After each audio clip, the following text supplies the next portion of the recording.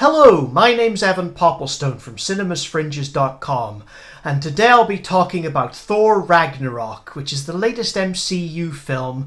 It's just been released in UK cinemas. There's been a load of hype for this, and I've been looking forward to it, though I've been a little bit skeptical because Guardians of the Galaxy Volume 2, while it wasn't bad, I didn't feel it was a patch on the original, and I felt it dragged a bit.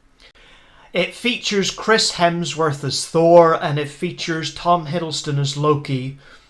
We also get Cate Blanchett as their sister Hela, who's unfortunately not a very nice sister, and she wants to take over Asgard for her own purposes and use it for her own megalomaniacal ambitions to take over the whole universe.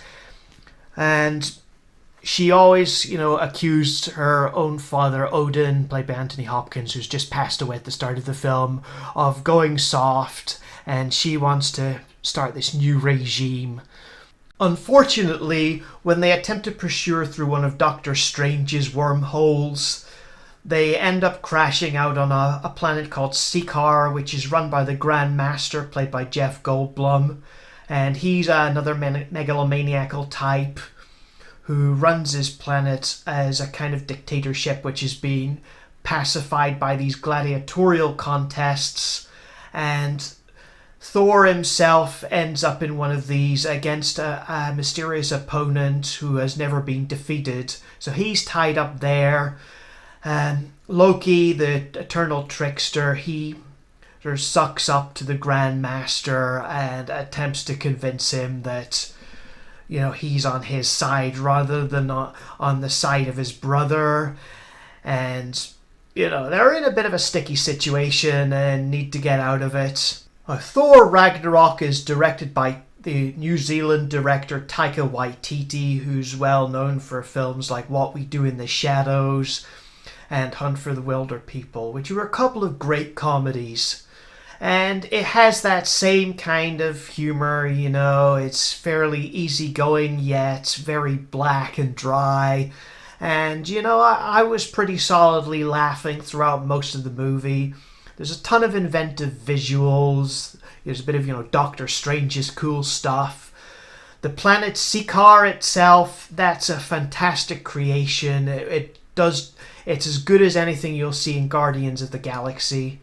There's some fantastic action sequences, and in particular there's a sort of Star Wars style space battle which takes place above Sikaar, which is pretty impressive and inventive. I didn't feel there were any dull moments during it. It was 2 hours and 10 minutes long, almost as long as Guardians of the Galaxy Volume 2, yet I didn't feel it dragged or felt overlong in the same way as that previous film did. Chris Hemsworth and Tom Hiddleston, they're just great together. They've got all this dry English banter, which makes their relationship really work. And Cate Blanchett, she really relishes her part as a megalomaniacal villain. She doesn't overplay it, but she's very funny, and she's got a real presence. And there's also Taika Waititi. He plays a CGI character called Korg. He's kind of matey and very typical New Zealandy, but in an alien form. And I thought, he almost stole the show at times. Well, if there was a criticism, maybe some of the other characters don't make as much impact. Tessa Thompson, she plays Valkyrie, and I just felt she was a bit of a kind of one-note, hard-nosed, ass-kicking woman.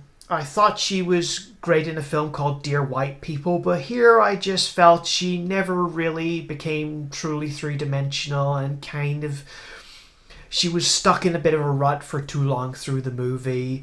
And Mark Ruffalo as the Hulk. He was fine in his Hulk form, but I felt he was just reduced to a kind of one-note faffy scientist role who was on the sidelines of the movie, when he was in his normal Bruce Banner form. And I felt this in general about most of the lesser characters. Idris Elba's character, he wasn't... he didn't make as much impact as he should have, considering the stature of actor. And I mean, this is a minor criticism because, you know, the central leads are so much fun. But, you know, I was maybe a little disappointed that they didn't make more impact. And the other criticisms were the opening and closing sequences featuring, you know, standard giant CGI demons. They were kind of a bit too similar to things I've seen in other superhero movies. I felt, you know, they were kind of tacked on, you know, just to give the kind of money's worth of CGI for the film, and I felt they were a bit unnecessary. And also the plot, I mean, you know, we have another megalomaniac who wants to destroy everything and, you know, gain absolute power. There was maybe not that much originality there, but it all seems very churlish because of the whole sense of fun the movie had. You know, it's been a long time since I've found, you know, a superhero movie as purely enjoyable as this. I think, you know, maybe the last time was the original Guardians of the Galaxy. And, you know, that is strong praise for me. So I think I would give this 4.5 out of 5. I wholeheartedly recommend you see this. I think could be the best superhero movie of the year. Although, yeah, there's still competition with Logan. But, you know, they're both great in different ways. So I just go out and see it. It's great. And thank you. And I hope you catch me for another video review soon. Goodbye.